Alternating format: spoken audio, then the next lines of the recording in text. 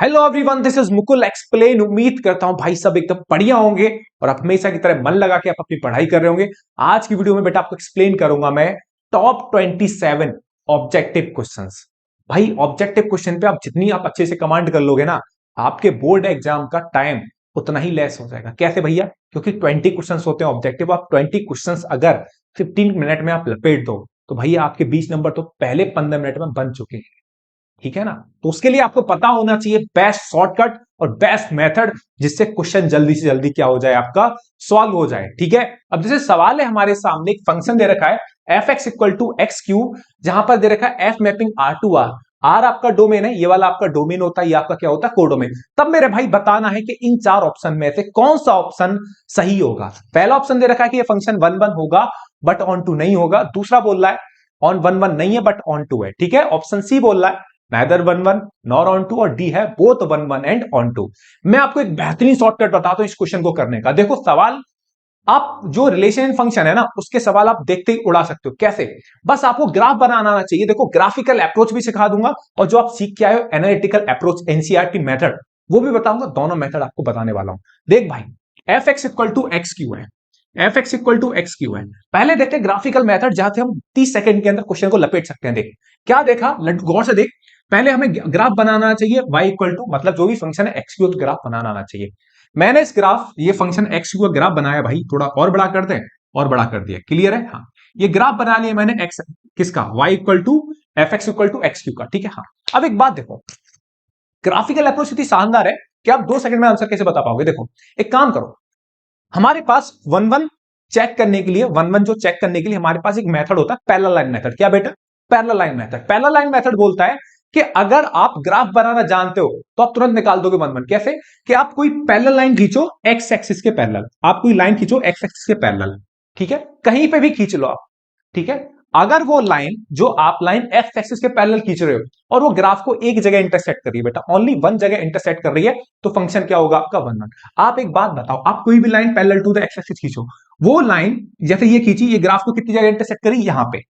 यहां खींचोगे तो बेटा नीचे खींची, यहां पर कितनी जगह इंटरसेक्ट करी, एक ही जगह इंटरसेक्ट कर रही है। जैसे यहां पे, यहां खींचोगे तो एक जगह। मतलब आप इस ग्राफ पे, इस एक्स एक्सिस के पैरेलल कोई भी लाइन खींचो तो ग्राफ को बेटा एक ही जगह इंटरसेक्ट करेगी। अगर कोई इस तरीके का ग्राफ है मेरे भाई, तो फंक्शन क्या होता है आपका, वन वन होता है। जैसे एक एग्जांपल दूं मेरे को, मैं आपको एक कॉन्ट्राडिक्ट, जैसे ये वाला एग्जांपल दिया, जैसे पैराबोला होता है। ये क्या होता है आपका, पैराबोला देखा ना। अब जैसे आपने कोई लाइन खींची parallel to the x axis, तो ये ग्राफ को कितनी जगह इंटरसेक्ट करी, दो जगह, एक तो यहां पे, यहां पे। इसीलिए ये फंक्शन आपका वन वन नहीं होगा।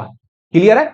यहां पे खींचोगे तो एक ही जगह इंटरसेक्ट करेगी, तो फंक्शन क्या हो गया, वन वन हो गया। अब देखो वन वन हो गया फंक्शन, तो ऑप्शन बी और सी तो कैंसिल आउट हो गया, क्योंकि दोनों ऑप्शन में वन वन नहीं है। तो या तो आपका ऑप्शन ए होगा या डी हो गया। देखो पहले ही थोड़ी सी दिमाग लगाने से बात बन गई। अब चेक करते हैं onto. Onto check करने के लिए मैं आपको एक बात बताता हूं, कोई भी फंक्शन ऑन टू बेटा कब होता है, कोई भी फंक्शन ऑन टू तब होता है जब रेंज और कोडोमेन आपस में क्या हो, इक्वल। यहां पर कोडोमेन क्या दे रखी है, सेट ऑफ रियल नंबर। यहां कोडोमेन क्या दे रखी है बेटा, सेट ऑफ रियल नंबर।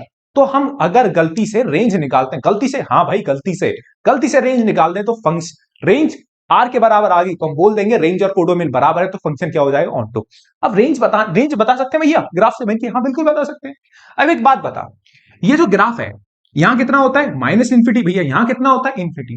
ये ग्राफ जो है, सुन मेरी बात, ग्राफ ये नीचे चलता चला रहा है, हाँ भैया ऊपर जाएगा, ऊपर जाएगा ही जाएगा। तो इसका मतलब यह है कि ग्राफ नीचे से नीचे कहां तक जाएगा, माइनस इन्फिनिटी तक, और ऊपर ऊपर कहां जाएगा, प्लस इन्फिनिटी तक। मतलब जहां वाई एक्सिस पे ये ग्राफ, जब तू इस ग्राफ की हाइट देखेगा, कहां से कहां तक है भैया, माइनस इन्फिनिटी से लेकर प्लस इन्फिनिटी।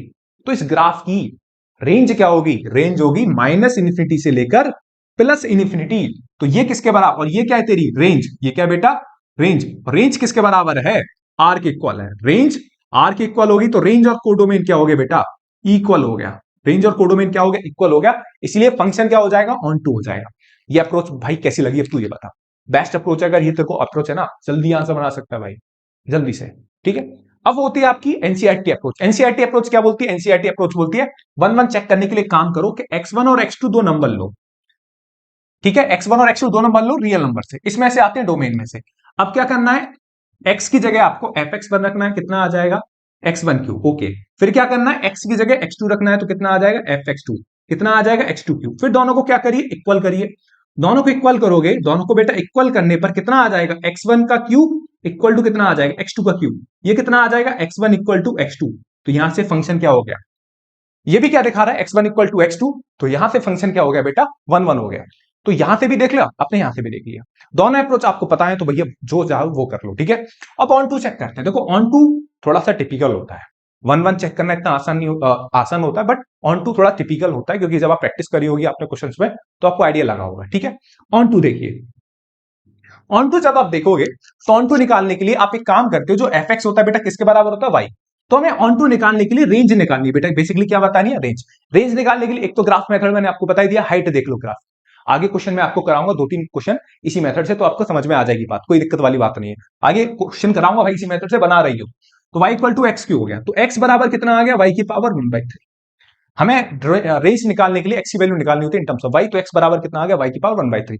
अब यहां से हम देखेंगे कि x कब डिफाइंड होगा, आप y कुछ भी ले लो, y belongs to range, real number, आप कोई भी रियल नंबर ले लो, x हमेशा डिफाइंड हो गया।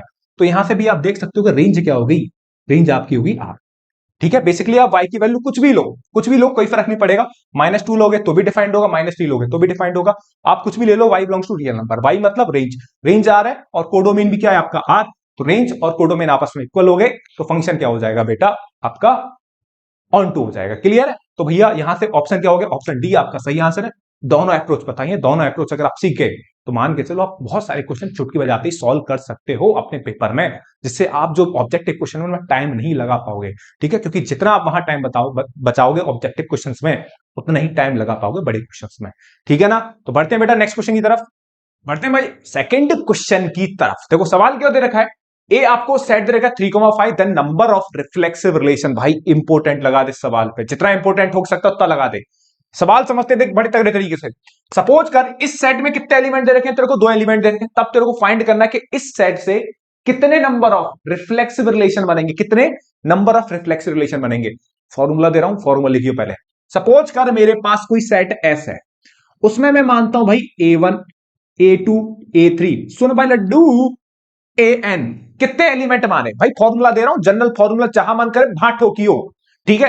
कोई सेट लिया मैंने जिसमें n एलिमेंट है, कितने एलिमेंट है, n एलिमेंट है। तब तेरे से इसमें पूछ ले कि भैया बता कितने नंबर ऑफ रिफ्लेक्सिव रिलेशन बनेंगे। तू बोला भैया एक सेकंड रुक, कोने में आ जा, बता रहा हूं कितना होगा, 2 की पावर, कितने एलिमेंट है, n एलिमेंट है, तो कितना आ जाएगा, 2 की power n square minus n, क्या बनेंगे, total number of reflexive relation. ये क्या बनेंगे, 2 की power n square minus n बनेंगे लड्डू, total number of reflexive relation, ठीक है। अब यहां पर सेट, ये मैंने किसके लिए डिजाइन किया है वाला फॉर्मूला, जब सेट में कितने एलिमेंट है, n एलिमेंट है। हमें इस सवाल में बताना है इसके कितने बनेंगे, तो इसमें बता कितने एलिमेंट है, 2 एलिमेंट है। तो n की जगह क्या पुट कर दे भैया, जब n है तो n आया, बट यहां पे कितने एलिमेंट है, सेट ए में 2, तो भैया लड्डू देख 2 सेकंड में आंसर खत्म हो जाएगा, अगर तेरे को फॉर्मूला याद है। तो कितना आ जाएगा, 2 का स्क्वायर -2, डेट इज कितना आ जाएगा 2, 2 का स्क्वायर कितना होता है 4, -2 कितना आ गया, 2 की power 2, that is 4। Option B is correct. उम्मीद करता हूं सॉल्यूशन धांसू लगा होगा, फॉर्मूला याद कर लियो, तगड़ा फॉर्मूला है, बोर्ड में आ चुका है सवाल। ये आगे बढ़ रहे हैं नेक्स्ट क्वेश्चन की तरफ, बढ़ते हैं भाई नेक्स्ट क्वेश्चन की तरफ। फंक्शन दे रखा है आपको f(x = 2 + x स्क्वायर), और फंक्शन डिफाइंड है f mapping R to R, मतलब डोमेन भी R है और कोडोमेन भी R है। भाई सुन, अब एक बात बोल रहा हूं भाई, जितने भी सवाल आ रहे हैं ना, बहुत भी बेस्ट सवाल है, एंड तक टिका रही हो। क्वेश्चन करने के बाद, 50 क्वेश्चन करने के बाद तेरे को अलग ही कॉन्फिडेंस फील आएगा, क्योंकि मैं ऐसे ही सवाल नहीं कराऊंगा कि चुटकी बजाती सॉल्व हो गए। भाई वो सवाल भी कराऊंगा जहां पर आपका दिमाग को आपको प्रैक्टिस करनी पड़ेगी, और सारे के सारे बेस्ट क्वेश्चन है, ठीक है ना।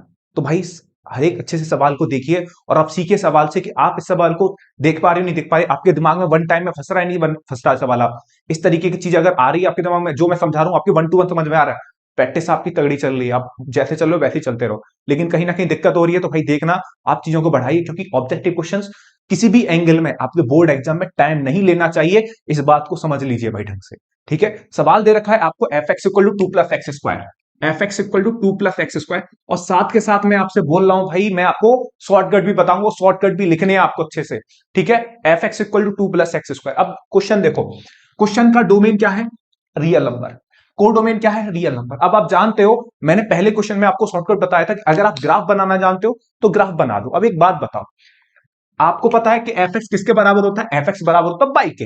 किसके बराबर, वाई के। वाई इक्वल टू कितना दे रखा है, वाई इक्वल टू दे रखा है 2 + x square. Y equal to दे रखा है 2 + x स्क्वायर। 2 + x स्क्वायर अगर गौर से देखो, ये पैराबोला होता है। क्या होता है बेटा, पैराबोला। क्या होता है बेटा, पैराबोला। आपने एक काम करा, इसका ग्राफ बनाया। मैं आपसे बोलता हूं बेटा ग्राफ बना सकते हो ना, पट्ट से पता लग जाएगा कि है क्या एक्चुअली में। 2 सेकंड के आंसर आएगा भाई, कुछ नहीं सोचना। तू सुन तो सही, थोड़ा दिमाग लगा। ग्राफ बनाना कोई टिपिकल काम नहीं है, देख सिंपल सी बात है। तूने x बराबर 0 डाला, x बराबर 0 डालेगा तो y बराबर क्या मिला, 2। ठीक है, तो सुन भाई, x बराबर 0 यहां पे होता है तो y बराबर 2 मिला। पैराबोला है तो पैराबोला तो ऐसे ही बनेगा ना, पैराबोला तो ऐसे ही बनेगा। अब तू बोले ऊपर क्यों जाएगा, देख मैं बताता हूं। x बराबर तूने 1 डाला, x बराबर 1 डाला तो y बराबर कितना मिलेगा, 3। तो 1 डालने पर कितना मिला, 3। तो यही तो होगा 3, तो ऊपर जाएगा पैराबोला। पैराबोला हो गया। अब एक बात बता, जल्दी से सोच के बात बताइयो भाई, जल्दी से शॉर्टकट बता, शॉर्टकट देख। क्या कि अगर तू कोई भी लाइन, मैंने कंसेप्ट क्या बताया था, अगर कोई भी लाइन आप parallel to the x axis खींचो, parallel to the x axis खींचो और वो ग्राफ को खाली एक ही जगह इंटरसेक्ट करती है तो फंक्शन होता है 1 1। लेकिन लड्डू, यहां ये जो लाइन है खींची तूने एक्स एक्सिस के पैरेलल, वो ग्राफ को कितनी जगह इंटरसेक्ट करी, 2 जगह, तो फंक्शन 1 1 नहीं होगा। फटा क्वेश्चन देख, देखते ही जब तू प्रैक्टिस करेगा खत्म। तो भाई ये ठीक है, 1 1 नहीं होगा। तो खुशी के मारे ऑप्शन ए लगाए जाते हैं बच्चे। मैं बता रहा हूं भाई, खुशी के मारे नहीं आया, 1 1 नहीं आया, किसी ने आगे बढ़े। अबे लड्डू आगे तो देख ले, ठीक है, नहीं लड्डू फूट जाएगा, मन में लड्डू फूटा लेकिन पेपर में जब चेक करेगा एग्जामिनर, कॉपी नंबर फूट जाएगा तेरा। भाई सुन ले, पेशेंस रखना होता है क्वेश्चन में, ठीक है। अभी 1 1 तो नहीं है, क्लियर है। हाँ, अब चेक करें, ऑन टू शब्द भी यूज कर रखा है बेटा उसने सवाल में। ऑन टू देख ले, ऑन टू कैसे चेक करते हैं। ऑन टू चेक करने के लिए भैया आपने बढ़िया तरीका बताया था आपने पहले सवाल में। ग्राफ की हाइट देख लो, हाइट देख ग्राफ की, ग्राफ की हाइट कहां से कहां तक है, तूने खुद बोला ना। इसको क्या बोला, 0,2। तो ग्राफ की ऊंचाई वाई एक्सिस पे कहां से कहां तक है भैया, 2 से इन्फिनिटी। हाइट मतलब ग्राफ की ऊंचाई क्या है, यहां से इंफिनिटी। तो रेंज क्या होगी भैया, रेंज हो गई आपकी 2 से इन्फिनिटी। बट कोडोमेन क्या दे रखा है, आर। क्या दे रखा है, आर। क्या दोनों वैल्यू बराबर हैं, क्या रेंज और कोडोमेन बेटा बराबर है क्या, नहीं है भैया। तो क्या ये फंक्शन ऑन टू होगा, नहीं होगा। तो ये ऑप्शन क्या हो जाएगा, D, neither 1 1 nor onto. बात समझ ली अच्छे से, क्या तेरे बात पकड़ में आई नहीं आई, ना तो ये फंक्शन तेरा 1 1 है, ना ये फंक्शन तेरा मेरे भाई ऑन टू है। क्लियर है, ये तो होगी हमारी ग्राफिकल अप्रोच, उम्मीद करता हूं समझ में आई होगी। ठीक है, अब एक और तरीका सिखा देता हूं मैं तो ऑन टू चेक करने का, जो हम एनालिटिकल अप्रोच लिखते हैं, जैसे 3 नंबर का सवाल आता है तो वो भी सीख लेते हैं। ठीक है, हाँ ठीक है भाई, चल देख, वही ऑन टू सिखा रहा हूं, 1 1 तू कर लेगा, 1 1 कोई ज्यादा बड़ी बात नहीं होती। सर हम जानते हैं कि वाई किसके बराबर होता है, वाई बराबर होता है, ठीक है, एफ एक्स के। तो मैंने एफ एक्स बराबर वाई लिखा, क्योंकि रेंज हमें ऑन टू निकालने के लिए पहला ही काम होता है आप एक्स की वैल्यू निकाल लो इन टर्म्स ऑफ वाई। तो एक्स स्क्वायर बराबर कितना आ जाएगा, वाई -2। तो एक्स बराबर कितना आ जाएगा, y minus under root y -2। कितना आ जाएगा, अंडर रूट वाई -2। अब एक बात बताओ, बचपन की बातें याद दिलाता हूं, कोई भी अंडर रूट फंक्शन, सुनना तगड़ा सवाल है भाई, दिमाग लगेगा। सुन, अंडर रूट वाई -2, कोई भी अंडर रूट कब डिफाइंड होता है, रूट तभी डिफाइंड होता है, एक्स तेरे को तभी रियल मिलेगा जब वाई की वैल्यू क्या लेगा, 2 या 2 से बड़ी। मतलब वाई -2 क्या होगा, 0 से बड़ा, अर्थात वाई की वैल्यू क्या होगी, 2 से बड़ी। क्यों भैया, 1 ले ली तो मैंने की लेके देखा, 1 -2 कितना होगा, -1। ओके भैया, मैंने क्या ली, वाई की वैल्यू 1, 1 -2 कितना होगा, अंडर रूट -1। और अंडर रूट -1 क्या होता है, हालेलुया, कॉम्प्लेक्स नंबर। याद आया, हाँ। तो इसका मतलब तू वाई की वैल्यू 2 से छोटी नहीं ले सकता, 2 से छोटी नहीं लेगा, ठीक है, 2 से बड़ी या 2 से बड़ी या उसके इक्वल ले सकता है। ओके, तो रेंज 2 से, देखो यहां से, या तो यहां से निकाल लो या यहां से निकालो। ये 3 नंबर में सवाल आए तब करना है। ऑब्जेक्टिव में चुटकी बजाते हो ग्राफ बना दो, हालेलुया कर दो। तो 2 से इंफिनिटी और कोडोमेन आर। तो भैया range not equal to codomain, hence function is not onto. तो ऑप्शन क्या हो गया, डी एकदम करेक्ट है भैया। शॉर्टकट है ये सारे, कहीं नहीं मिलेंगे, मैं बता रहा हूं, करते चले जाओ। ठीक है, बढ़ते हैं भाई नेक्स्ट क्वेश्चन की तरफ। बढ़ते हैं भाई अगले नेक्स्ट क्वेश्चन की तरफ। क्वेश्चन दे रखा है आपको इनवर्स ट्रिग्नोमेट्रिक फंक्शन का, तब आपको क्या बताना है, tan inverse tan 9 pi upon 8 की क्या बतानी है भाई, प्रिंसिपल वैल्यू बतानी है। 4 ऑप्शन आपको दे रखे हैं, फटाफट से देखो सवाल को। क्वेश्चन दे रखा है tan inverse tan 9 pi upon 8। देखो फटाफट से, शौक में भैया, वैसे तो ऑप्शन है नहीं किसी में 9 पाई अपॉन 8, लेकिन बहुत सारे बच्चे हवा में रहते हैं पेपर में, वो 10 से 10 काट के, अगर by chance option 9 pi upon 8 होता तो भाई 9 पाई अपॉन 8 ही लगा जाते हैं, वो गलत हो जाता है भाई। सुन लियो। अब तेरे को मैं एक बात पूछता हूँ, क्या तेरे को tan इनवर्स की रेंज पता है? हाँ, tan इनवर्स की रेंज होती है -π/2 से π/2। ये tan और tan इनवर्स तभी आपस में कट पाते हैं जब ये जो होता है, ये जो भाई होते हैं, मैंने बताया भाई ये किसकी औकात में हो, किसकी? tan इनवर्स की। अच्छे से वीडियो बना चुका हूं ITF वाली, भाई देख लेना, ढंग से समझाई है मैंने सारी बातें 1 to 1 अच्छे से। तो भाई साहब इसे इसकी औकात में लेके आओ, लिंक डाल दूंगा डिस्क्रिप्शन में, देख लेना भाई। पाई प्लस इस 9π/8 को क्या लिख सकते हैं? पाई प्लस π/8। ओके, अब बताओ tan inverse tan pi plus π/8 कितना आ जाएगा? tan π/8 आ जाएगा। ये tan से tan खत्म आ जाएगा, तो सही आंसर क्या आ जाएगा? सही आंसर आ जाएगा ऑप्शन ए, π/8 आपका करेक्ट आंसर है। ये बात समझ लेना, पाई प्लस π/8 मैंने लिख सकता हूं 9π/8 को। tan पाई प्लस थीटा कितना होता है? tan theta. tan से tan खत्म हुआ, क्योंकि ये π/8 जो होगा इसकी रेंज में होगा। क्लियर है?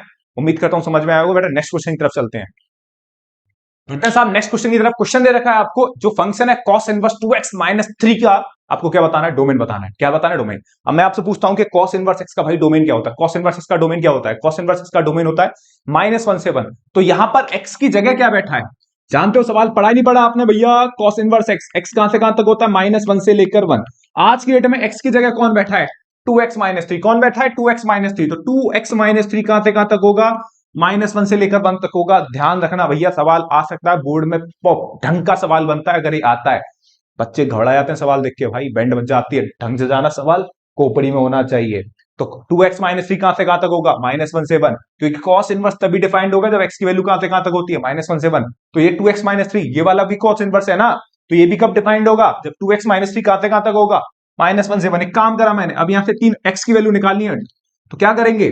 3 - 1, और ये कितना आ जाएगा? 2x, और ये कितना आ जाएगा? 3 + 1। भैया ये कहां है? -3 कहां? अब लड्डू मैंने 3 ऐड करा, हर एक साइड 3 ऐड कर दिया, तो ये 3 आपस में कैंसिल, कितना आ गया? 2, और ये कितना आ गया? 2x, और ये कितना आ गया? 4।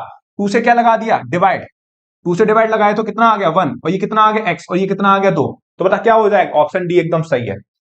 1 से 2, 1 से 2 क्लोज इंटरवल के साथ, ऑप्शन बी में ओपन इंटरवल है, ध्यान रखना भाई। तो ऑप्शन क्या हो जाएगा? डी। आगे बढ़ते हैं नेक्स्ट क्वेश्चन की तरफ। बढ़ते हैं भाई नेक्स्ट क्वेश्चन की तरफ। क्वेश्चन दे रखा है tan इनवर्स √3 माइनस के cot इनवर्स -√3, इसकी हमें बतानी है वैल्यू। 4 ऑप्शन आपको दे रखे हैं, फटाफट से बताइए कौन सा ऑप्शन इसका सही होने वाला है। वीडियो पॉज करो, पॉज करने के बाद पहले क्वेश्चन खुद करो, और क्वेश्चन खुद करने के बाद प्लीज एक बार कमेंट सेक्शन में ऑप्शन आंसर सही डाल देना, इससे और बच्चों को भी हेल्प मिलेगी। सवाल देखो, tan इनवर्स √3 दे रखा है भाई, करते हैं tan इनवर्स √3। ओके ठीक है, cot इनवर्स -√3, मैं आपको बता चुका हूं कि cot इनवर्स -x जो होता है बेटा, cot इनवर्स -x को हम सीधे लिखते हैं pi minus cot inverse x। ये याद होना चाहिए, मैंने अच्छे से एकदम समझाया भाई साहब ITF, उसकी लिंक भैया डिस्क्रिप्शन में डाल दूंगा। ओके, हाँ ये बात समझ में आई आपके? चलिए साहब, ये हो गया tan inverse √3 minus pi minus cot inverse √3। चलिए साहब, tan इनवर्स √3 कितना होता है? π/3। कोई दिक्कत नहीं होगी कि √3 की वैल्यू कितनी होती है? tan π/3 माइनस पाई हो गया, मल्टीप्लाई करोगे माइनस पाई हो जाएगा, और भाई माइनस माइनस ये क्या हो जाएगा? प्लस। तो कितना आ गया? cot inverse √3। cot इनवर्स √3 कितना आ जाएगा? π/3 माइनस पाई। cot इनवर्स √3 कितना होता है? π/6 होता है, क्योंकि √3 किसकी वैल्यू होती है? cot π/6 की। π/3 प्लस π/6 कितना होता है? π/2 माइनस पाई। तो करेक्ट आंसर कितना आ जाएगा? -π/2। ऑप्शन बी आपका सही है। तो कितने बच्चे ऐसे हैं जिनका पहली बारी में सही सही आंसर आया? यस लिख के डाल देना कमेंट सेक्शन में। आगे बढ़ते हैं बेटा नेक्स्ट क्वेश्चन की तरफ। आगे बढ़ते हैं भाई सवाल मैट्रिक्स की तरफ। सवाल इतना बढ़िया सवाल है ये, तैयार रखना इस सवाल को, पेपर में इस तरीके का सवाल 100% आ सकता भाई। सवाल क्या बोल रहा है? एक मैट्रिक्स है 3x3 ऑर्डर की, एक मैट्रिक्स है भाई 3x3 ऑर्डर की, ठीक है हाँ, और मैट्रिक्स कुछ इस तरीके से डिफाइंड कर रखी है कि जब आई और जे क्या होते हैं? आई और जे बेसिकली होते हैं आपकी, आई आपकी रोज होती है और जे आपके भैया कॉलम होते हैं। सुन भाई, अब एक बात कर, हम एक मैट्रिक्स बनाते हैं 3x3 ऑर्डर की, तो कैसी बनेगी? ऐसी बनती है भैया a11 a12 a13 a21 a22 a23, ठीक है a23, second row third column का एलिमेंट a31 a32 और a33। कहानी ये बनती है, क्लियर है? यहां तक बात सही है आपकी? अब एक बात बताओ, यहां पर 1 1 2 2 3 3 मतलब रोज और कॉलम क्या है? बराबर। तो उस केस में वैल्यू क्या रहने वाली है? 5। क्या रहने वाली है? 5, ठीक है हाँ। और अगर ऊपर वाले देखोगे, ऊपर वाला देखोगे, आई की वैल्यू 1 है, जे की वैल्यू 2 है, आई की वैल्यू 1 है, जे की वैल्यू 3 है, और आई की वैल्यू 2 है और जे की वैल्यू 3 है। तो ऊपर वाले केसेस में देखोगे, यहां जब आप देखोगे तो वैल्यू क्या है? वैल्यू है आपकी जहां पर जे क्या है? आपका आई से बड़ा, ठीक है हाँ। और यहां जब आप देखोगे इस वाले नीचे वाले में, नीचे वाले में, तो यहां पर आई जो है वो जे से बड़ा है, ठीक है। इस तरीके की बात आपकी समझ में आ गई। अब सवाल समझते हैं। सवाल है the number of element in a, इस मैट्रिक्स ए में जब आप बनाओगे इसकी हेल्प से, तब आपको वो एलिमेंट बताने हैं जो 5 से क्या हो बड़े, इन ए विच आर मोर देन 5, आपको वो एलिमेंट बताने जो भैया 5 से क्या हो बड़े। अब सुन मेरी बात, 5 से बड़े होने चाहिए, 5 के इक्वल भी नहीं, तो बनाते हैं भाई। सुन गौर से देख, ए आई जे कितना दे रखा है, 2i प्लस 3j। सुन अब जल्दी से जो जो बना सकता है हल्के से वो बना, ठीक है। देख a11 की वैल्यू कितनी हो जाएगी, 5, क्योंकि जब i और j आपस में बराबर होंगे तो वैल्यू कितनी आएगी, 5। देख ले, बात समझ में आ रही नहीं आ रही। a22 की भी वैल्यू कितनी आ जाएगी, 5, और a33 की वैल्यू भी क्या आ जाएगी, 5, क्योंकि जब i और j कॉलम और रोज बराबर हैं तब मैट्रिक्स की aij मतलब कितना आ रहा है, 5 आ रहा है। गौर से देखा। और जब j जो है मेरे भाई i से बड़ा है, j जो है i से बड़ा है, तो हमें क्या लेना है, हमें लेना aij बराबर 2i प्लस का 3j। क्या लेना है, 2i प्लस 3j। अच्छा j कब बढ़ा था, j इन एलिमेंट के लिए बढ़ा था, मतलब कॉलम की संख्या कब बढ़ी थी, ऊपर वाले में। मेरे को a12 की वैल्यू निकालनी है, तो a12 की वैल्यू तूने निकाली होगी पहली एक्सरसाइज में मैट्रिक्स के, वो तेरे से क्वेश्चन देके जाता है आपको एक मैट्रिक्स फॉर्म करने के लिए। याद आया नहीं आया, एक्सरसाइज 3.1 में आपसे क्या करा था, वो मैट्रिक्स फॉर्म करा था भाई। तो वही तो सवाल है, बस उसने एक अच्छे तरीके से क्वेश्चन को तेरे सामने रिप्रेजेंट कर दिया भाई। सुन a12 की वैल्यू क्या निकालेगा, i की जगह तूने 1 रखा, j की जगह 2, तो ये कितना आ जाएगा, 2 प्लस i बराबर 1 रखा और j बराबर 2 रखा, तो कितना आ गया, 3 इंटू 2, तो कितना आ जाएगा, 8। तो a12 की वैल्यू कितनी आ गई, 8 आ गई। गौर से देख, a13 निकालेगा तू, a13 i की जगह 1 रखेगा, 2 इंटू 1 प्लस का 3 इंटू 3, j बराबर क्या रखेगा, 3, तो 3 3 9, 2 कितना हो गया, 11 है, तो इसकी वैल्यू कितनी होगी, 11 होगी। क्लियर है, तेरे बात समझ में आ रही है। अब a23 देख, a23 i बराबर 2 रखेगा, j बराबर 3 रखेगा, तो a23 ओके, कितना आ जाएगा, 4, i बराबर 2, 2 दूनी 4 हो, कितना आ गया, 3 3 9, कितना आ गया, 13, तो कितना आ गया, 13 आ गया। बात समझ में आ रही है। अब नीचे वालों का देख, a21 निकाल। अच्छा a21 कब निकालेगा, जब i जो है, गौर से सुन ले, i जो जब j से बड़ा है, तो ये वाला रिलेशन है, कितना दे रखा है, ए आई जे बराबर कितना दे रखा है, 3i माइनस का 2j। भाई राइटिंग की चिंता मत करिए, ऑब्जेक्टिव सवाल है, बहुत जल्दी करने होते हैं सवाल, रफ में इतना समय नहीं लगेगा, सिर्फ समझाने के लिए टाइम ले रहा हूं, तो इतना टाइम मत लगेगी पेपर में अच्छे से बनाए फिर रहा राइटिंग का। ए आई जे, अब सुन, आई बराबर 2 रखेगा और जे बराबर 1 रखेगा, तो कितना आ जाएगा, 6 माइनस का 2, 6 माइनस 2 कितना आ जाएगा, 4, 6 माइनस 2 कितना आ जाएगा, 4, तो इसकी वैल्यू कितनी आ गई, 4 आ गई भाई। अब सुन यही है, अब भाई a31 डालेगा, a31 इसकी वैल्यू निकाल। अबे समझ में आ रहा नहीं आ रहा, पहले तो बता, लंबे छोड़ के भाग गया होगा। a31 कितना आ जाएगा, डाले यहां पे, i बराबर 3, 3 इंटू 3 माइनस कितना आ गया, 2 इंटू 1, कितना आ गया, 3 3 9, 9 में से 2 गया, कितना बचा, 7, तो इसकी वैल्यू कितनी आ गई, 7 आ गई। अब a32 की वैल्यू निकाल, a32 की डाल भाई यहां पे, इसमें 3 3 9, यहां डालेगा i बराबर 3 और कितना आ गया, 2 दूनी 4, कितना आ गया, 5, तो इसकी वैल्यू कितनी आ गई, 5। अब तू इसमें से देख के बता, मैट्रिक्स फॉर्म करा ली। ये हो सकता है तेरे से सवाल 2 नंबर में भी आ सकता है, बहुत बढ़िया सवाल है भाई, ऑब्जेक्टिव का कुछ नहीं पता लगता, 1 नंबर को सवाल में 3 नंबर का बना दिया, तो हो सकता है सॉल्व कराने के लिए आ जाए, जब सॉल्व कराने के लिए आएगा तो ऐसे करके आ जाइए। अब ये बता, क्वेश्चन मैट्रिक्स तो फॉर्म होगी, अब इसमें कितने एलिमेंट ऐसे जो 5 से बड़े हैं, 1 2 3 4, 4 एलिमेंट ऐसे जो 5 से बड़े, तो ऑप्शन कितना हो गया, बी करेक्ट है। उम्मीद करता हूं भाई समझ में आएगा, इससे बढ़िया एक्सप्लेनेशन दुनिया में कहीं नहीं देगा भाई तेरे को, बढ़िया है ना। आगे बढ़ते नेक्स्ट क्वेश्चन की तरफ, आगे बढ़ते भाई नेक्स्ट क्वेश्चन की तरफ। सवाल दे रखा है the number of all possible matrices of order 2/3 with each entries 1 और 2। ये एक्सरसाइज आपकी एनसीईआरटी 1.3.1 का है, लास्ट क्वेश्चन देखना, लेकिन वहां पर जो मैट्रिक्स दे रखी है आपको 3/3 दे रखी है। सवाल को देखो, सबसे बेहतरीन तरीका बताता हूं आपको, कभी नहीं अटको, किसी भी ऑर्डर की मैट्रिक्स देके चला जाए। आपके पास कितने कितने एलिमेंट से आपको एक मैट्रिक्स बनानी है, दो एलिमेंट का यूज करके, 1 और 2 का यूज करके आप कितनी different number of all possible matrix, आप कितनी डिफरेंट मैट्रिक्स बना सकते हो 2/3 ऑर्डर की। किस ऑर्डर की बेटा, 2/3 ऑर्डर की। तो हमेशा आपको ध्यान रखना है एलिमेंट्स कौन कौन से यूज करने हैं, 1 और 2। देखो एलिमेंट्स कितने हैं, 2 एलिमेंट है। एलिमेंट कितने हैं भैया आपके, 2, सही है। अगर यहां सपोज ये बोल के आया था 1 2 3 से आप कितनी डिफरेंट मैट्रिक्स बना सकते हो 2/3 से, तो यहां पे कितने एलिमेंट आ जाते, 3 एलिमेंट आ जाते। क्लियर है, ध्यान रखना कितने, 3। अब सुन, मैट्रिक्स का ऑर्डर कितना है, 2/3, तो जो ऑर्डर है उसे लगा दो 2 की पावर को, ध्यान रहेगा हमेशा। अगर यहाँ पे 2 की पावर के ऊपर लगा दिया 2/3, 2 इंटू 3 कितना हो गया, 2 की पावर 6, 2 की पावर 6 कितना होता है, 64 आपका करेक्ट आंसर हो जाएगा। क्लियर है।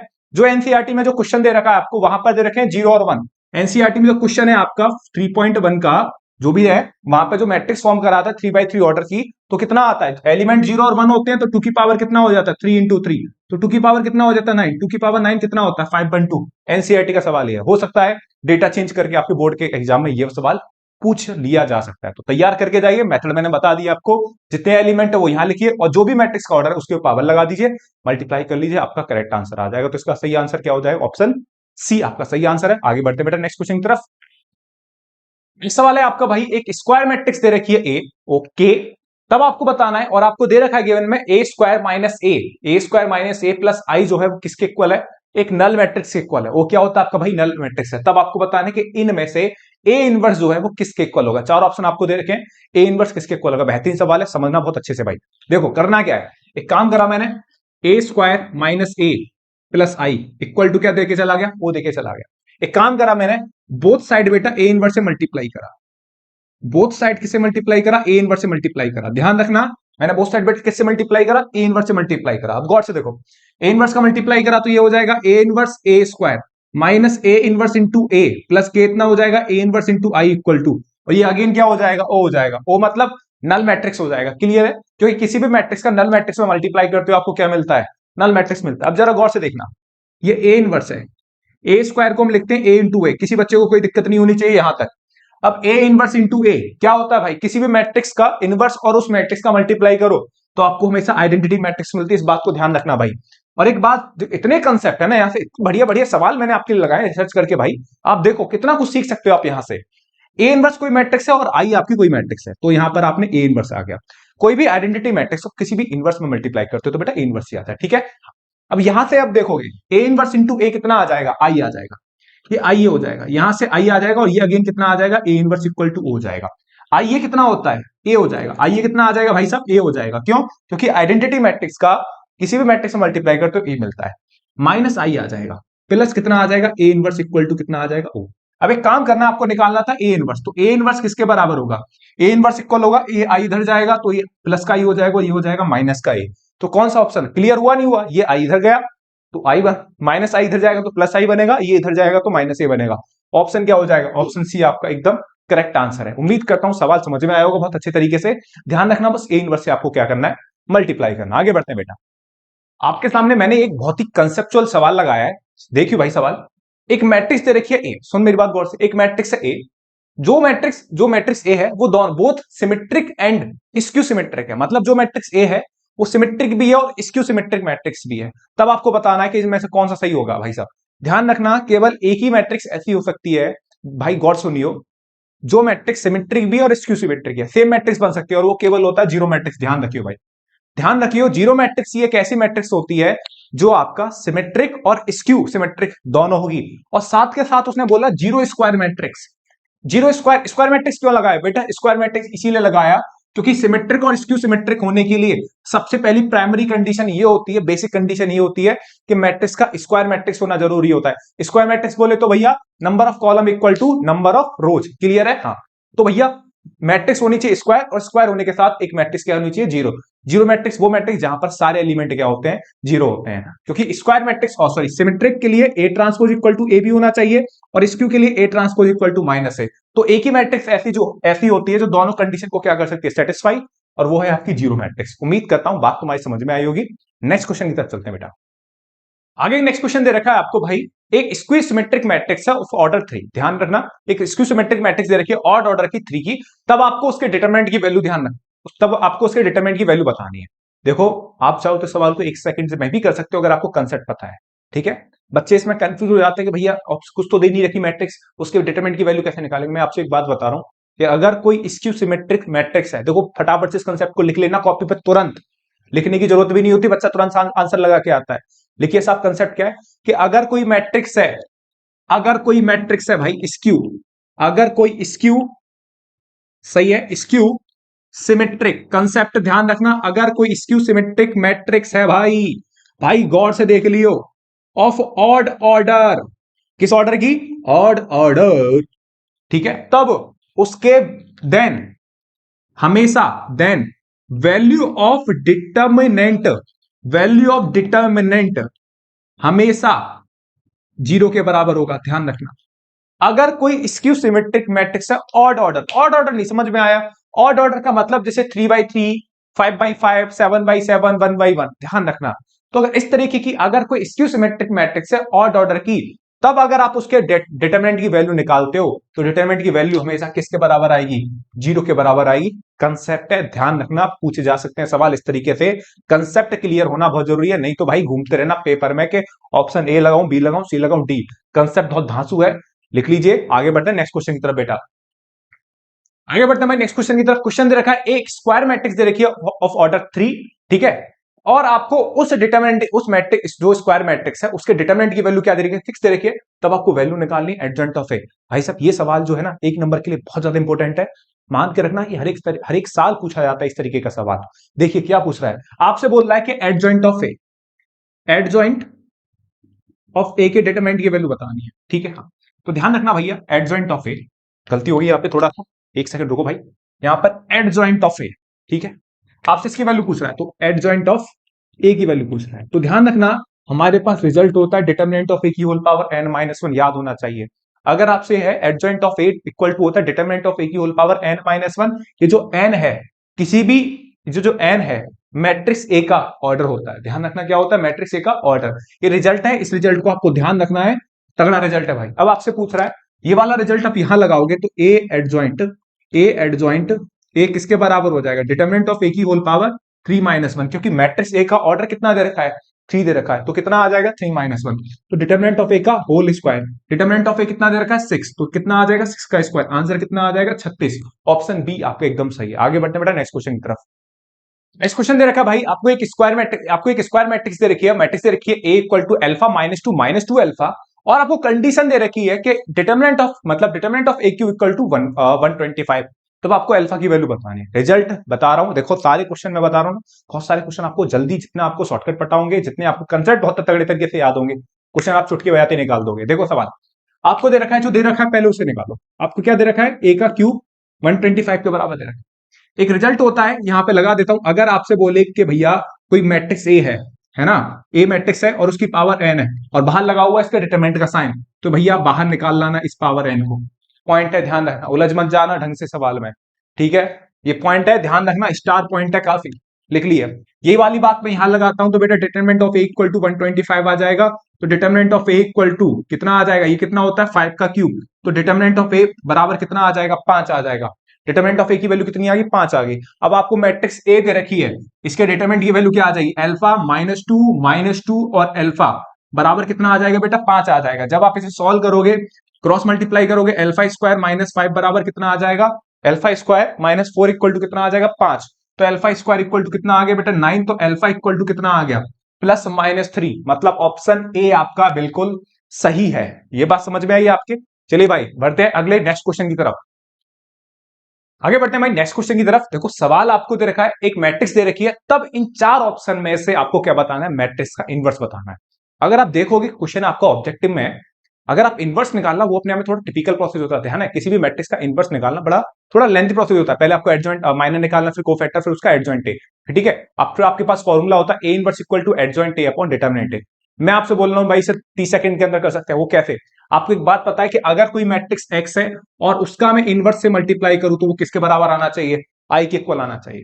तो एक काम करो, 4 मैट्रिक्स दे रखी है, तो ठीक है, ये मैट्रिक्स एक्स दे रखी है, इन चारों में से कोई क्या होगा? इस मैट्रिक्स का इनवर्स होगा। तो बारी बारी से उठाना है। देखो ऐसे मत उठाने लग जाना कि ऑप्शन बी से उठा के स्टार्ट कर दिया भाई, थोड़ा दिमाग से उठाना, ठीक है। ऑप्शन बी उठा के देखना, मल्टीप्लाई करना, क्या इस वाली मैट्रिक्स ये जो एक्स है और इसका इनवर्स क्या आई के इक्वल आ रहा है?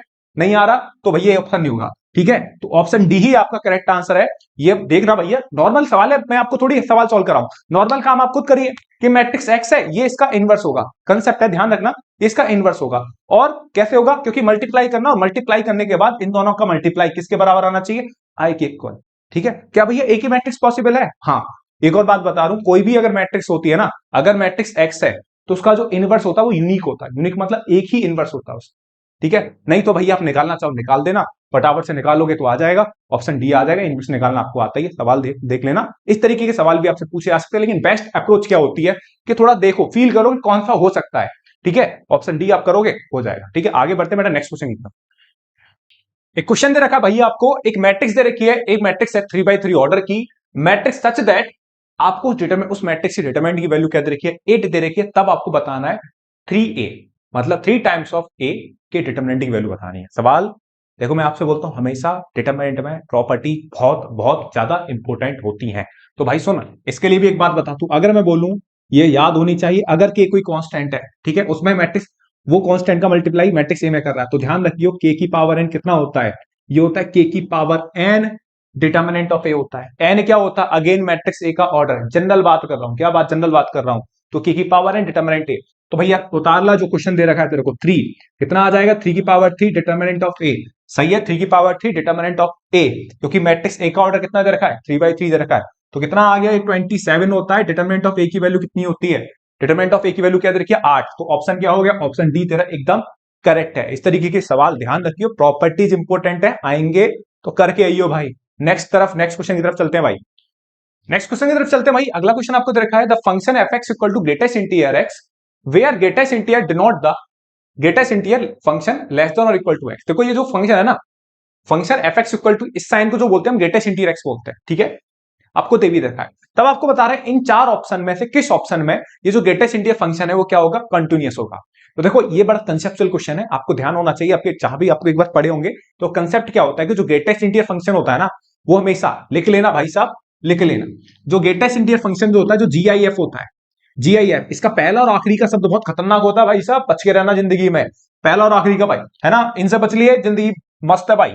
देख जीआईएफ, ठीक है, अब क्या बोल रहा है कि ये जो फंक्शन है f x equal to greatest integer, ध्यान रखियो ग्रेटेस्ट इंटीजर जो होता है, ग्रेटेस्ट इंटीजर फंक्शन जो होता है हमेशा डिसकंटिन्यूअस होगा, हमेशा डिसकंटिन्यूअस होता है at every integer, at every integer, ये पॉइंट ध्यान रखियो, जो भी ग्रेटेस्ट इंटीजर फंक्शन होगा हमेशा डिसकंटिन्यूअस होगा, कहां पे, हर एक इंटीजर पे, कहां पे, हर एक इंटीजर पे। तो भैया इंटीजर कौन कौन है यहाँ पे, 1 इंटीजर है, -2 इंटीजर है, 4 इंटीजर है, मतलब इन चारों पे तो फंक्शन क्या हो जाएगा, डिसकंटिन्यूअस हो जाएगा, क्या हो जाएगा, डिसकंटिन्यूअस हो जाएगा। लेकिन हमसे क्या पूछ रहा है, कंटिन्यूअस, तो भैया कंटिन्यूअस किस पॉइंट पर होगा, कंटिन्यूअस केवल एक ही पॉइंट पर होगा, 1.5 पे, ठीक है, इसका ऑप्शन क्या हो जाएगा, ऑप्शन बी आपका करेक्ट आंसर है। अगर आपको कंसेप्ट पता है भाई, तो मैं हमेशा बोल रहा हूं जो ऑब्जेक्टिव क्वेश्चन है इतने हेल्पफुल होते हैं भाई, अब तुरंत क्वेश्चन देखा आगे बढ़े, क्वेश्चन देखा आगे बढ़े, ठीक है, उम्मीद करता हूं सवाल मस्त तरीके से समझ में आया होगा। आगे बढ़ रहे हैं क्वेश्चन नंबर 18 की तरफ।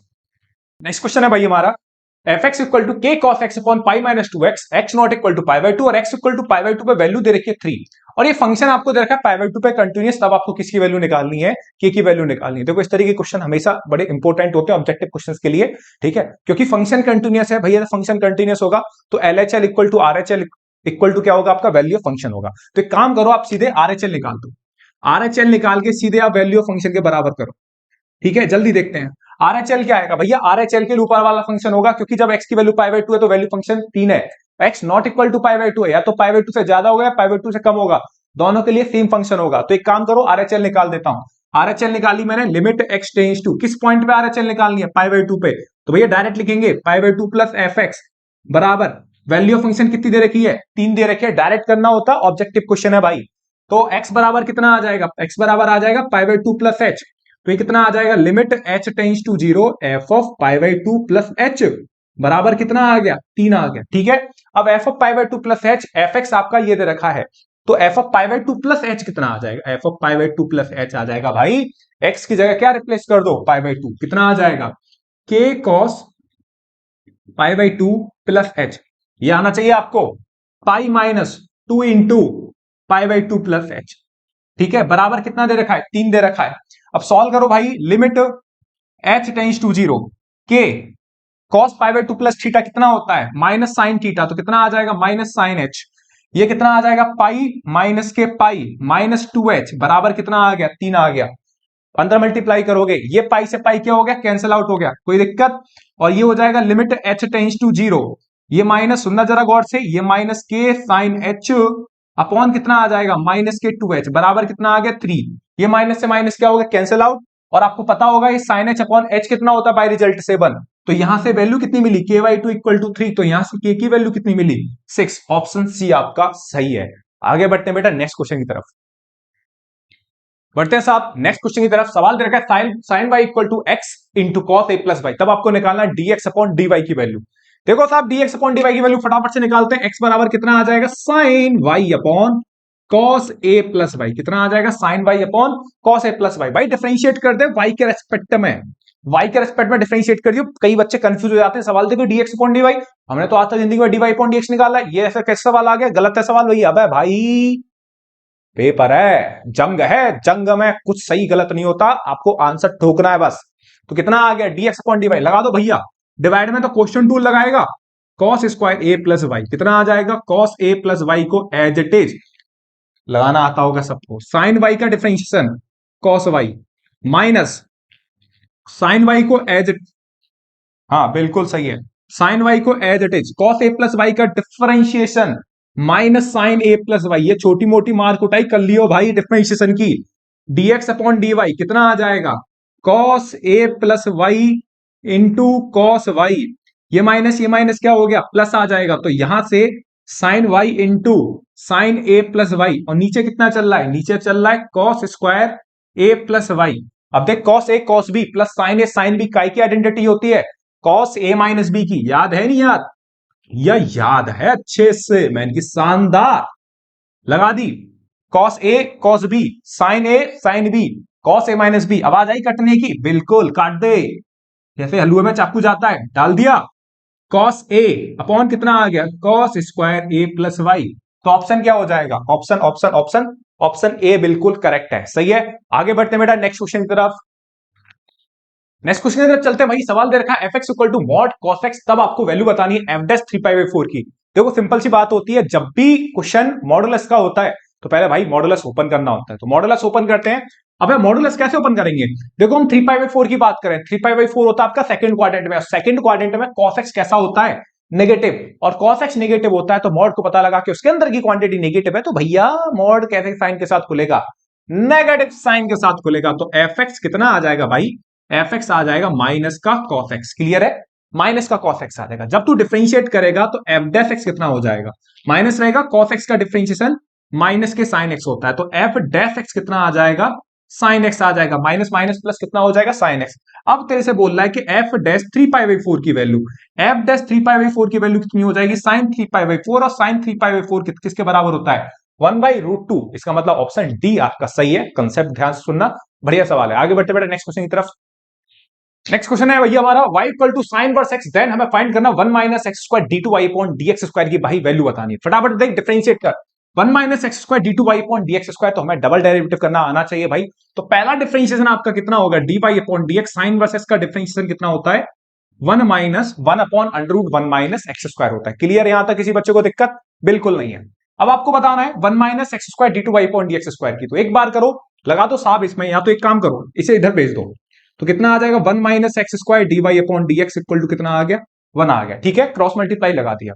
अगेन बोथ साइड डिफरेंशिएट करोगे बेटा, अगेन आपने डिफरेंशिएट करा तो dy अपॉन dx कितना आ जाएगा बेटा, d2y upon dx square. Both side differentiate करेगा, d2y अपॉन dx स्क्वायर हो जाएगा, प्लस dy अपॉन dx को एज इट इज करेगा, √1 माइनस एक्स स्क्वायर का करेगा, कितना होता है भाई, याद होना चाहिए 2 √1 माइनस एक्स स्क्वायर, और एक्स स्क्वायर का कितना आ गया, -2x इक्वल टू 0 हो जाएगा, क्योंकि बोथ साइड डिफरेंशिएट करने पर 1 का डिफरेंशिएशन कितना हो जाएगा, 0।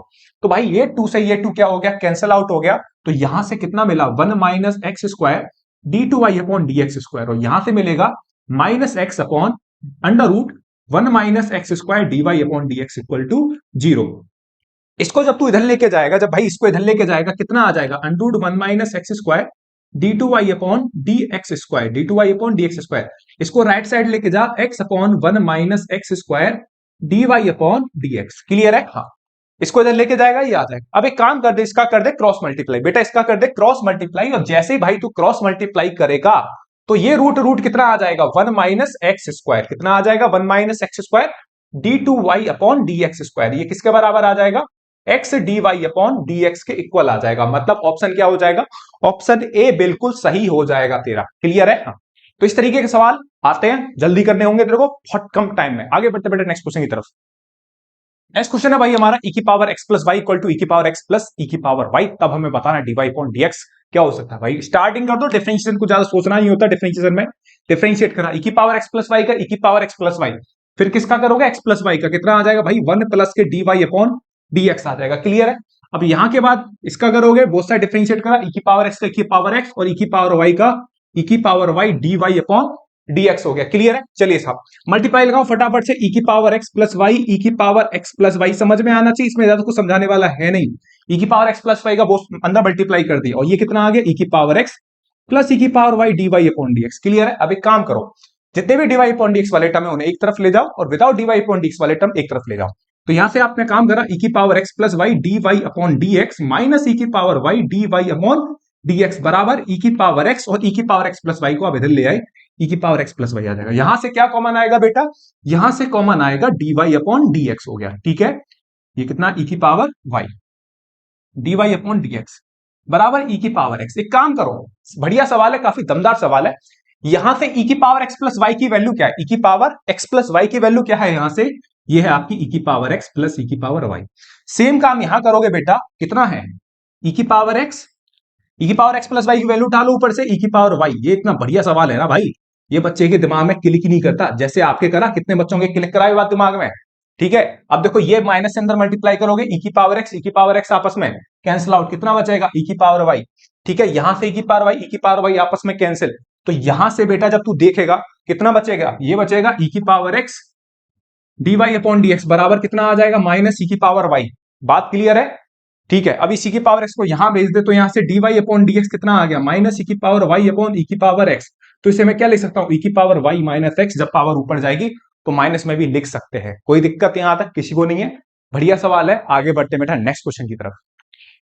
क्वेश्चन है आपका इंक्रीजिंग डिक्रीजिंग से रिलेटेड। भाई क्वेश्चन दे रखा है आपको, f x equal to 2x cube plus 9x square plus का 12x माइनस 1, आपको बताना है ये फंक्शन किस इंटरवल में डिक्रीजिंग है। तो भाई साहब पहला ही काम आपका होता है कि फंक्शन को क्या करना, डेरिवेटिव, फंक्शन को डिफरेंशिएट करोगे, कितना आ जाएगा 6x स्क्वायर प्लस का 18x प्लस कितना आ जाएगा 12 आ जाएगा। ठीक है भाई, तो यहां से एफ डेफ एक्स आया, 6 कॉमन ले लिया आपने, एक्स स्क्वायर प्लस का 3x प्लस का 2। अब एफ डेफ एक्स बराबर 0 करोगे, या फिर एक काम करो, एफ डेफ एक्स ये आ जाएगा आपका, इसे फैक्टराइज कर दो, फैक्टराइज करोगे तो कितना आ गया, x प्लस 2, एक्स प्लस 2, और ये कितना आ जाएगा बेटा, x प्लस 1 आ गया। ठीक है, अब जब यहां से एफ डेफ एक्स बराबर 0 करोगे बेटा, एफ डेफ एक्स बराबर 0 करोगे तो यहां से x plus 2 into x plus 1 equal to 0 होगा, तो यहां से क्रिटिकल पॉइंट आपको क्या मिले, -1 और -2 मिले। आप ये नंबर लाइन पे बिछाओगे तो -2 और -1 हो गया। क्लियर है भाई? अब जब देखोगे ये नंबर लाइन में आपको बताता हूं, ये जो नंबर लाइन होती है बेटा एफ डेफ एक्स की होती है, किसकी होती है, इस एफ डेफ एक्स की होती है। जहां जहां एफ डेफ एक्स पॉजिटिव होगा, जहां जहां एफ डेफ एक्स पॉजिटिव होगा वहां वहां फंक्शन आपका इंक्रीजिंग होगा, और जहां एफ डेफ एक्स नेगेटिव होगा वहां फंक्शन क्या होगा, डिक्रीजिंग।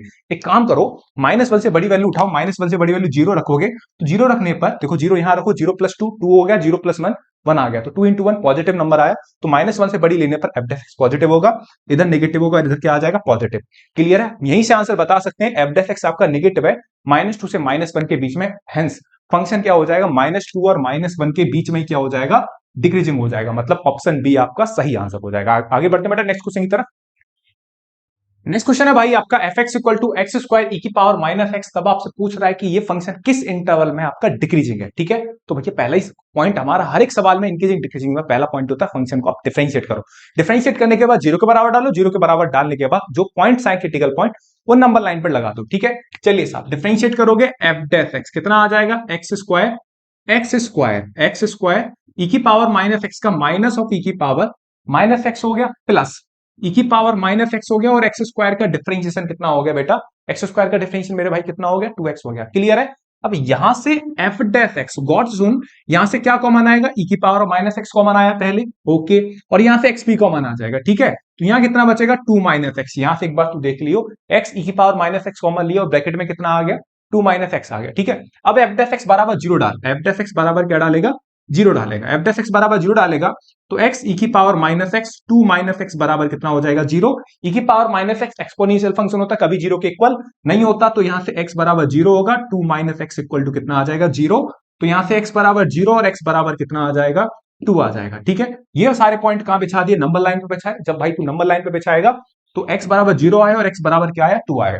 ठीक है, अब 2 से बड़ी वैल्यू सोच, 3 यहां पर है, 3 ये रखेगा, ये पॉजिटिव है, 2 माइनस 3 क्या आ जाएगा, नेगेटिव। ठीक है, चलिए साहब ये नेगेटिव है, फिर बेटा पॉजिटिव आता है, फिर क्या आता है, नेगेटिव। क्लियर है? तो एफ डेफ एक्स कहां का नेगेटिव है, एफ डेफ नेगेटिव है -इंफिनिटी से 0 यूनियन 2 से इंफिनिटी। तो इसी जहां जहां फंक्शन नेगेटिव, फंक्शन का डेरिवेटिव नेगेटिव होता है, फंक्शन उसी इंटरवल में क्या हो जाता है, आपका डिक्रीजिंग हो जाता है। ऑप्शन क्या हो गया, ऑप्शन डी आपका सही है। आगे बढ़ते हैं बेटा नेक्स्ट क्वेश्चन की तरफ। नेक्स्ट क्वेश्चन है भाई हमारा f x equal to x 1/x की होल पावर x। तब आपसे पूछो मैक्स वो क्या होगी। एक काम करो, मैक्सिमम वैल्यू की बुला लो फंक्शन को, बेटा इधर आ जा। बुला लिया, एक काम कर, क्या दे रखा 1/x की होल पावर x। ओके, इसे मैं ऐसे लिख सकता हूं, गौर से देखना भाई, x की पावर -1, इस x को ऊपर लेके जाएंगे तो x पावर -1 लिख सकते हैं 1/x को, ये x है। तो इसे हम ऐसे भी लिख सकते हैं x की पावर -x। तो fx कितना आ गया, x की पावर -x, x की पावर -x। आप जानते हो जो fx होता है बेटा किसके बराबर होता है, y के इक्वल होता है। तो y इक्वल टू कितना है, x की पावर -x। क्लियर है। इसे डिफरेंशिएट करोगे, अब डिफरेंशिएट कैसे करेंगे, देखो वेरिएबल की पावर वेरिएबल है तो बोथ साइड लॉग ले लो, बोथ साइड क्या ले लो, लॉग ले लो। तो लॉग लिया तो कितना आ गया, लॉग x की पावर -x। तो ये हो गया log y equal to minus के x log x। ये x कहां आ जाएगा, -x कहां आ जाएगा, आगे आ जाएगा। और डिफरेंशिएट कर दो बेटा, log y कितना होता है, log y का differentiation 1/y dy/dx minus x। यहां लगा दो product rule, x into log x का डिफरेंशिएशन 1/x होता है, और log x का डिफरेंशिएशन कितना आ जाएगा बेटा, 1 आ जाएगा। log x का, सॉरी हाँ गलती होगी, हाँ सही है, x को as it is log x का differentiation 1/x plus log x को एज इट इज x का डिफरेंशिएशन 1 हो गया। ये x से x क्या हो जाएगा बेटा, कैंसिल आउट हो जाएगा। तो यहां से बेटा सवाल देख ले तू, 1/dy/dx माइनस के कितना बचा, 1 प्लस log x। क्लियर है, 1 प्लस log x। ये 1 प्लस log x बचा, एक काम, अब इस y का क्रॉस मल्टीप्लाई करा, इस y का क्रॉस मल्टीप्लाई करेगा तो ये हो जाएगा x की पावर -x। y का क्रॉस मल्टीप्लाई करेगा और y की वैल्यू क्या है, x की पावर -x। सवाल देख ले बेटा, ये कितना आ जाएगा, 1 प्लस log x। क्लियर है। अब यहां से जब तूने ये देखा तो इससे किसके बराबर डालेगा, 0 के बराबर। ये कभी 0 हो नहीं सकता, x की पावर -x, ध्यान रखना। तो कौन 0 के बराबर होगा, 1 प्लस log x ही 0 के बराबर होगा, 1 प्लस log x ही 0 के बराबर होगा। तो यहां से log x कितना आ गया बेटा, -1 आया। तो x बराबर कितना आ गया, e की पावर -1। जो इसका बेस होता है बेटा वो इसके चरणों में चला जाएगा। तो x बराबर कितना आ गया, e की पावर -1। अब x की वैल्यू उठा के कहां डाल दो, फंक्शन में डाल दो। कहां डाल दो बेटा, फंक्शन में डाल दो। कहां डालना चाहते हो, यहां डाल दोगे तो यहां डाल दोगे, कहीं भी इच्छा करनी है वहां डाल दो, आपको क्या मिल जाएगी, मैक्सिमम वैल्यू मिल जाएगी। बेटा कौन से ऑप्शन में डाल दूं, कौन से ऑप्शन में डाल दूं भाई, जल्दी से बता। ठीक है, हाँ आपको x की वैल्यू नहीं बतानी, आपको ये वैल्यू उठा के किसमें डालनी है, फंक्शन में। x की पावर, इसे हम क्या लिखते हैं, 1/e। 1/e उठा के डाल दो भाई फंक्शन में, यहां डाल दो 1/e, डालिए भाई। x की जगह 1/e डालोगे तो ये हो जाएगा 1/e की होल पावर कितना आ जाएगा, 1/e। ये ई कहां चला जाएगा, ये ई चला जाएगा ऊपर, ये वाला ई कहां चला जाएगा ऊपर। तो ई की पावर 1/e, मतलब ऑप्शन क्या हो जाएगा, option A is correct. Simple सी बात है, आपने क्रिटिकल पॉइंट निकाला और क्रिटिकल पॉइंट निकालने के सीधे बाद आपने फंक्शन में डाल दिया तो आपको क्या मिल जाएगी, फंक्शन की मैक्सिमम वैल्यू मिल जाएगी। आगे बढ़ते हैं बेटा नेक्स्ट क्वेश्चन की तरफ। क्वेश्चन देखते हैं भाई, सवाल बड़ा बढ़िया भाई। सवाल क्या रखा है, f x equal to 4x minus x square upon 2। ठीक है, यहां पर हमें क्या बताना है, एब्सोल्यूट मैक्सिमम वैल्यू बतानी भाई, सबसे बड़ी वैल्यू बतानी इस फंक्शन की -2 से लेकर 9/2 के बीच में। तो काम करते हैं भाई, सवाल देखो, जब भी आपसे काम करे ना एब्सोल्यूट मैक्सिमम वैल्यू पूछे, एब्सोल्यूट मिनिमम वैल्यू, तो काम ये होता है कि फंक्शन को डिफरेंशिएट करो, डिफरेंशिएट करने के बाद उनके क्रिटिकल पॉइंट निकालो। क्रिटिकल पॉइंट किसमें डालो, फंक्शन में डालो। क्रिटिकल पॉइंट किसमें डालने, फंक्शन में। और जो उनके एंड पॉइंट है, जैसे एंड पॉइंट यहाँ पे क्या क्या दे रखे हैं, -2 और 9/2, ये भी आप कहां पे डालोगे बेटा, फंक्शन में डालोगे, ध्यान रखना। तो भैया पहले आप डिफरेंशिएट करो, डिफरेंशिएट करोगे तो 4x का डिफरेंशिएशन 4 हो जाएगा, माइनस एक्स स्क्वायर अपॉन 2 का कितना आ जाएगा, 1/2 इंटू कितना आ गया 2x। ये 2 से 2 खत्म, तो एफ डेफ एक्स बराबर कितना आ गया, 4 माइनस एक्स हो गया। 4 माइनस कितना हो गया, x हो गया। तो एफ डेफ एक्स बराबर 0 करोगे तो x बराबर कितना आ गया, x की वैल्यू कितनी आ जाएगी, 4 आ गई। अब एक काम करो, ठीक है, इस ऑप्शन में मैंने गलती से भाई ऑप्शन नहीं लिखे तो टेंशन मत ले लियो भाई, ठीक है, हाँ ऑप्शन बता दूंगा, चिंता मत करिए। ठीक है, x इक्वल टू 4 ऑप्शन लिखे तो लिख ले भाई, यहां से ऑप्शन दे रखे हैं 8 9 6 10। ऑप्शन क्या दे रखे हैं, 8 9 6 10। ठीक है, हमें ऑप्शन दे रखे हैं 8 9 6 10 दे रखे हैं। ठीक है, x इक्वल टू 4 आ गया। अब देख काम क्या करेंगे, ये पॉइंट आया क्रिटिकल पॉइंट, ये भी किसमें डालेगा, फंक्शन में डाल दे। फंक्शन में डालेगा तो कितना आ गया 16 माइनस 1/2 इंटू कितना आ गया 16, काटा तो F4 कितना आ गया, F4 आ गया 16 माइनस के 8। तो 16 माइनस 8 कितना आ गया 8। लेकिन यहीं जाके हल्ला मत मचा दियो कि भैया ऑप्शन ए 8 8 नहीं है। अब इनके क्रिटिकल पॉइंट भी डाल, क्रिटिकल सॉरी उनके एंड पॉइंट भी डाल। एंड पॉइंट क्या है, F-2 डाल भैया, -2 कितना आ गया, -2 डालेगा 4 इंटू -2 माइनस 1/2 और ये कितना आ गया, ये कितना आ गया भाई -2 का स्क्वायर। तो -2 का स्क्वायर कितना आ जाएगा, 4 हो जाएगा। ये -8 हो गया, ये -1/2 इंटू कितना आ गया 4 हो गया। तो यहां से तो कोई मतलब ही नहीं है, वैल्यू कितनी मिली है -8, ये कितना आ गया 2 दूनी 4 तो ये कितना आ गया -10। इसका तो मतलब ही नहीं है, वैल्यू नेगेटिव है। अब डालिए 9/2, डालनी है आपको 9/2, डालिए भाई 9/2। जब डालोगे तो कितना आ गया 4 इंटू 9/2 माइनस 1/2 इंटू 9/2 का होल स्क्वायर। 9/2 का होल स्क्वायर कितना होता है भाई, जल्दी से बताओ, जल्दी से। 9/2 का स्क्वायर कितना आ जाएगा 81/4। कितना आ जाएगा बेटा 81/4 हो गया। क्लियर है। ये जब काटोगे तो 2 दूनी 4 हो गया, तो 9 2 जा कितना आ गया 18, और ये कितना आ गया 8, 81/4 दूनी 8। ठीक है, तो भैया ये ऑप्शन किस में आएगा, ये ऑप्शन आएगा फ्रैक्शन में, और फ्रैक्शन में कोई आंसर है नहीं आपका, तो ऑप्शन क्या आ जाएगा, ऑप्शन ए। अब इसे सॉल्व करने मत लग जाना भाई, कि 81 में 8 का डिवाइड लगाओगे तो पॉइंट में आएगा नंबर, पॉइंट का आएगा, 18 में से फ्रैक्शन का नंबर घटाओगे तो नंबर भी तो किसमें आएगा, फ्रैक्शन में आएगा ना। तो फ्रैक्शन में आपको कोई ऑप्शन है नहीं, तो इन समय सबसे बड़ी वैल्यू क्या आ रही 8, तो 8 ही क्या हो गया आपका करेक्ट आंसर हो गया। उम्मीद करता हूं ये सवाल समझ में आए होंगे। तो हमने इस बुक अपने इस पार्ट में कंप्लीट करें भाई एनसीईआरटी के फर्स्ट पार्ट के, ठीक है, सारे बेहतरीन one of the best question, objective question, PYQ उठाए गए हैं, क्वेश्चन पीवाईक्यू से, सैंपल पेपर से मोस्टली क्वेश्चन उठाए गए हैं, जो कि one of the best question है। आप लगाइए ना, तरीका सीखिए, क्या तरीका है, ठीक है, कैसे हमने शॉर्टकट के थ्रू क्वेश्चंस करे हैं, ठीक है भाई। तो ये सब चीजें हमने सीखे, और बाकी भाई इस वीडियो को आप ज्यादा से ज्यादा स्टूडेंट में शेयर करिए, क्योंकि अल्टीमेट कंटेंट मिल रहा है सबको। पढ़ाई करिए धूमधाम तरीके से, जितने अच्छे तरीके से आप कर सकते हो। आगे बढ़ते हैं बेटा नेक्स्ट क्वेश्चन की तरफ। नहीं, नेक्स्ट वीडियो में आपके लिए लेके आऊंगा सेकंड पार्ट के लिए, ठीक है ना। तब तक बने रहिए, तब तक भाई ठंड से बच के रहिए, सर्दी जुकाम से बचिए, क्योंकि अगर आपको गलती से भी भाई सर्दी जुकाम हो गया तो भाई आपके 5 या 6 दिन बर्बाद हो जाएंगे, क्योंकि आपकी इच्छा ही नहीं करती पढ़ने के लिए, क्योंकि तबीयत खराब रहती है भाई, ठीक है ना। है ना, स्वस्थ रहिए भाई, पढ़ते रहिए, मुस्कुराते रहिए, तगड़े तरीके से इस बार 12th एग्जाम का बोर्ड एग्जाम फोड़ना है भाई। Thank you.